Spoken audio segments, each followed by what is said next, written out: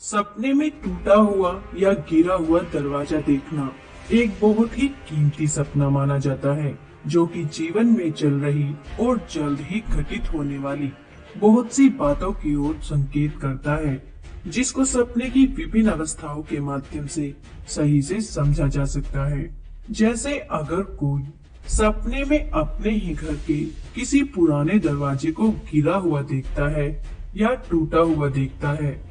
तो यह सपना इसी बात की ओर संकेत करता है कि आपको जीवन में नए गोल्स, टारगेट्स आदि को सेट करके उन पर पूरे फोकस के साथ काम करने की जरूरत है। क्योंकि अगर आप ऐसा नहीं करते हैं तो आपको जीवन में बेमतलब ही बहुत सी परेशानियों का सामना करना पड़ सकता है। और अगर कोई सपने में खुद के ही घर के नए ही दरवाजे को गिरा हुआ या टूटा हुआ देखता है, तो यह सपना भी आपको किसी नए काम या योजना पर काम करने से पहले पूरी तरह से सोच विचार करने की ओर संकेत करता है, वरना आपको इस काम को पूरा करने में किसी तरह की अड़चनों का सामना करना पड़ सकता है, जो कि आपके लिए बहुत सी मानसिक व शारीरिक परेशानियों का कारण बन सकता है। या अभी हो सकता है कि आपकी योजना में कोई बहुत बड़ी कमी रह गई हो, जिसके कारण आपको फायदे की जगह हानि उठानी पड़ सकती है। यह सपना आपका ध्यान उस ओर भी ले जाने की ओर संकेत करता है,